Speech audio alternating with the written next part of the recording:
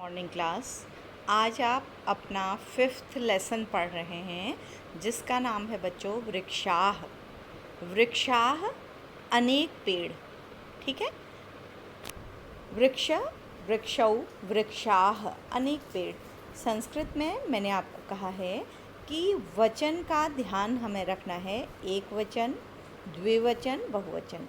एक वचन बच्चों एक पर्सन या एक वस्तु के लिए, द्विवचन दो पर्सन्स या दो वस्तुओं के लिए, बहुवचन तीन वस्तुओं या तीन से अधिक वस्तुओं या व्यक्तियों के लिए। तो संस्कृत में वचन कितने होते हैं? 3 होते हैं। आपको संस्कृत सीखने के लिए मैंने बताया था वचन का ध्यान रखना है, पुरुष का ध्यान रखना है, प्रथम पुरुष, मध्यम पुरुष, उत्तम पुरुष, और लिंग का ध्यान रखना है। जेंडर भी 3 प्रकार के होते हैं। कौन कौन से होते हैं? स्त्रीलिंग, पुल्लिंग, नपुंसकलिंग। स्त्रीलिंग शब्द जिनसे स्त्रियों का बोध होता है, पुल्लिंग शब्द जिनसे पुरुषों का बोध होता है, नपुंसकलिंग शब्द जिनसे बेजान वस्तुओं का बोध होता है। ठीक है, तो बच्चों आज हम वृक्षाह के बारे में पढ़ रहे हैं। ये तो मैं रिवीजन कर रही थी, खाली वृक्षाह चैप्टर का भी रिवीजन ही हो रहा है। ये पहले आप लोगों को पढ़ाया जा चुका है। तो एक एक करके मैं इनका हिंदी अनुवाद आपको बता रही हूँ। ये एग्ज़ाम में कैसे आएगा कि आपके 1 या 2 श्लोक पेपर में प्रिंट होंगे संस्कृत में, आपको उनकी हिंदी लिखनी होगी, तो ध्यान दीजिएगा बच्चों। वने वने, वन वन में यानी कि प्रत्येक वन में निवसंतो रहते हैं वृक्षाः अनेक वृक्ष। प्रत्येक वन में वृक्ष निवास करते हैं या होते हैं या रहते हैं। वनम वनम, वन वन को रचयन्ति वृक्षाः, रचयन्ति बनाते हैं वृक्षाः वृक्ष। तो इसका मतलब क्या हुआ पूरे श्लोक का? कि हर वन में वृक्ष रहते हैं और हर वन को वृक्ष बनाते हैं। बस इतना ही लिखना होगा आपको। अनुवाद उतना ही लिखना होता है जितना संस्कृत श्लोक होता है, उससे ज़्यादा नहीं लिखना होता है बच्चों। ठीक है। शाखा दोला सीना विहगाः। शाखा ब्रांचेज, दोला झूले पर, आसीना बैठे हुए हैं, विहगाः पक्षी। पक्षी वृक्षों की शाखाओं को झूला बनाकर रहते हैं, बैठे रहते हैं। तैः उनके द्वारा, किमपि कुछ भी, कूजन्ति वृक्षा चहचहाते हैं वृक्ष। तो पक्षी पेड़ों के झूले पर रहते हैं और लगता है कि पेड़ उन पक्षियों के माध्यम से कुछ बोलते हैं। आपको लिखना इतना ही है। इसका मतलब ये है बच्चों कि पक्षी जब पेड़ के अंदर से बोलते हैं तो दिखाई तो देते नहीं हैं, क्योंकि वो शाखाओं में छिपे रहते हैं, तो लगता है पेड़ ही कुछ बोल रहे हैं उनके माध्यम से, ये मतलब है। ठीक है, तो इसका अनुवाद इतना ही होगा कि अनेक पक्षी वृक्षों की शाखाओं पर बैठे रहते हैं, वृक्ष उनके माध्यम से कुछ पूछते हैं या बोलते हैं। थर्ड, पिबन्ति पीते हैं, बहुवचन है। पवनम हवा को, जलम पानी को, संततम निरंतर। वृक्ष पानी और हवा को निरंतर पीते हैं। उनका भोजन क्या है बेटा? हवा, पानी, धूप। ठीक है। साधु जना, साधु लोगों के इव समान, सर्वे सभी वृक्षाः वृक्ष हैं। तो क्या बताया गया है कि सारे वृक्ष साधु लोगों जैसे होते हैं जो निरंतर पानी और हवा को पीते हैं। क्यों कहा गया है ऐसा? क्योंकि साधु दुनियादारी छोड़ देते हैं, भोजन छोड़ देते हैं, तपस्या करते हैं जंगलों में, तो केवल हवा और पानी के सहारे जीवित रहते हैं। आपको इतना कुछ नहीं लिखना है, ये मैं खाली समझाने के लिए कह रही हूँ। ठीक है। स्पृशन्ति छूते हैं, पादैः पैरों के द्वारा, पातालम पाताल को, और अपने पैरों से यानी कि अपनी जड़ों से पाताल को छूते हैं। पाताल मतलब धरती के नीचे।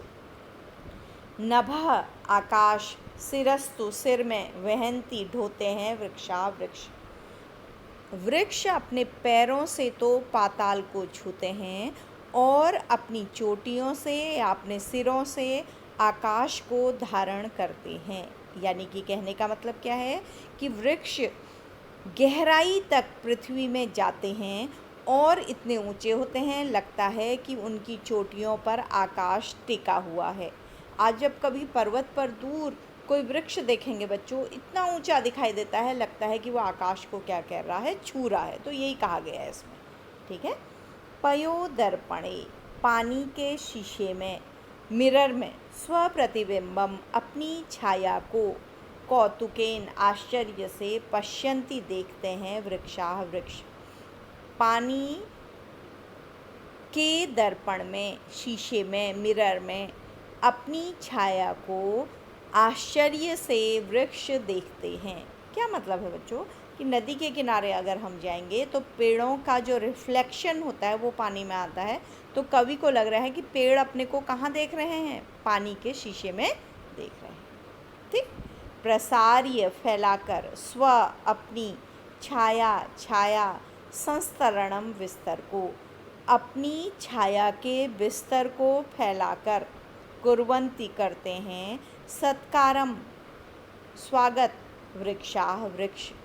तो वृक्ष क्या करते हैं कि अपनी छाया के बिस्तर को अपने नीचे फैला देते हैं और इस तरह लोगों का स्वागत करते हैं। इसका क्या मतलब है बच्चों कि जहाँ पेड़ होते हैं उनके नीचे उनकी क्या होती है, छाया होती है। तो वो ऐसा लगता है कवि को जैसे वो अपनी छाया फैलाकर लोगों से कह रहे हैं कि आओ मेरे नीचे विश्राम करो, तुम्हें क्या मिलेगी, छाया का बिस्तर मिलेगा, वहाँ पर तुम आराम कर सकते हो। तो आपको अनुवाद में ये कुछ नहीं लिखना है, ठीक है। तो बच्चों इस तरह से ये अनुवाद हो गया है। मैं अनुवाद को भी लिखित रूप में भेज रही हूँ। अब क्वेश्चंस देखिए, आप शब्द अर्थ पढ़ेंगे, उनको लिखेंगे। इंग्लिश वर्ड मीनिंग नहीं लिखनी है, हिंदी में लिखना है, ठीक है। अब इसमें क्या क्या एक्सरसाइज है, ठीक है। यहाँ है कि जो कोष्ठक में शब्द दिया गया है उसमें उचित विभक्ति लगाकर वाक्य को पूरा करिए। अहम रोटिकाम खादामी, रोटी को खाता हूँ, तो सारे शब्द वैसे ही होंगे। जलम, दूरदर्शनम, एक एग्जाम्पल दिया गया है बेटा, ठीक है। पवनम, कथाम, जंतुशालाम, सबके ऊपर या तो बिंदी लगा देनी है या म में क्या लगा देना है बच्चों, हलंत लगा देना है, ठीक है। अगले थर्ड में क्या है, निम्न वाक्यों में कर्ता पद को चुनिए। इसे ध्यान से सुनिएगा बच्चों। कर्ता क्या होता है, जो काम को करता है। जैसे मैं आपको पढ़ा रही हूँ तो मैं यहाँ पर करता हूँ, ठीक है। अगर मैं कहूँ कि वृक्ष से फल गिरते हैं तो नहीं, वृक्ष फल देता है, तो यहाँ पर कर्ता कौन है, वृक्ष, जो काम को करता है, ठीक है। मोहन खाना बना रहा है, कर्ता कौन है बच्चों, मोहन। पहले समझ लीजिए, कर्ता मतलब काम को करने वाला यानी कि सब्जेक्ट, और क्रिया क्या होती है जिससे काम का करना या होना पता लगता है। मोहन दौड़ता है, मोहन करता है और दौड़ना क्या है, क्रिया है, ठीक है। अब यहाँ क्या है, वृक्ष करता है बच्चों, ठीक है। अगले में विहग, विहगाह, पक्षी क्रिया है। अगले में वृक्षाह, मैंने क्रिया कहा, शायद विहगाह को करता है बच्चों। अगर क्रिया कहा तो क्रिया नहीं है, विहगाह क्या है, करता है। जो भी कोई काम करता है वो करता होता है। शायद मुझसे इस सेंटेंस में निकला कि विहगाह क्रिया है, क्रिया नहीं है। क्रिया क्या है, कूजंती है, ठीक है। ये मैंने आपको अभी समझाया था। पयोदर्पणे, पानी के दर्पण में, वृक्षाः, वृक्ष अपने प्रतिबिंब को देखते हैं। तो कौन है काम करने वाले, वृक्ष। तो वृक्ष क्या है, करता है। कृषकः, कृषक करता है। सरोवरे मत्स्याः सन्ति, कर्ता कौन है, मछलियाँ, सब्जेक्ट, क्लियर। अब प्रश्नों का उत्तर एक पद में लिखो, यानी कि एक शब्द में लिखो। अब इसे ध्यान दीजिएगा बच्चों, प्रश्न का उत्तर बहुत आसान होता है कि जो क वाले शब्द हैं, किम, कुत्र, केन, किम, वही बदलते हैं और क्वेश्चन वैसे ही रहता है। यहाँ आपको एक शब्द लिखना है, तो किसकी जगह पर लिखना है, कै है। यहाँ पर होगा पादैः, पैरों से। वृक्ष किससे पाताल को छूते हैं, तो किससे छूते हैं, पैरों से। पादैः संस्कृत में होता है। वृक्षा किम रचयन्ति, वनम रचयन्ति, किम की जगह पर। विहगाः कुत्र आसीना, कहाँ है, शाखा दोलासीना। कौतुकेन वृक्षा किम पश्यन्ति, स्व प्रतिबिंबम, ठीक है। अगला नहीं करना है, 5th नहीं करना है, ध्यान दीजिएगा, ठीक है। अगला है बच्चों, यहाँ पर बहुत सरल है, ऑड वन आउट, जो ऑड है उसे यहाँ से आउट कर दीजिए, निकाल दीजिए। गंगा, लता, यमुना, नर्मदा, सब नदियों के नाम है। लता क्रीपर है बच्चों, बेल, तो उसको अलग कर दीजिए। उद्यानम, कुसुमम, फलम, चित्रम, यहाँ क्या है अलग, चित्रम। सारी लिविंग चीज़ें नहीं, सारी अलग चीज़ें हैं, उद्यान से रिलेटेड फूल है और फल है, चित्र अलग है, उसको अलग कर दीजिए। लेखनी, तुलिका, चटका, पाठशाला, चटका, चटका मीन्स होता है चिड़िया, तो चिड़िया को अलग कर दीजिए। आम्रम, कदलीफलम, मोदकम, नारंगम, यहाँ पर मोदकम, आम, केला, नारंगी, ये सब फल हैं। मोदकम लड्डू है, तो उसको क्या कर देंगे, अलग कर देंगे। ये मैं लिखित भी भेज रही हूँ, तो बच्चों आपको बिल्कुल क्लियर हो गया होगा ये लेसन इम्पॉर्टेंट है क्योंकि इसमें श्लोक हैं बच्चों, ठीक है। तो अब हम आज की कक्षा को यहीं पर समाप्त करते हैं। बच्चों को जितने भी पाठ इधर पढ़ाने थे मैंने सब अपने आप भी पढ़ाए हैं, पहले भी पढ़े थे बच्चों आपने जब और मैम ने पढ़ाए थे, और अब मैंने भी पढ़ा दिए, तो कोई गलती नहीं होनी चाहिए।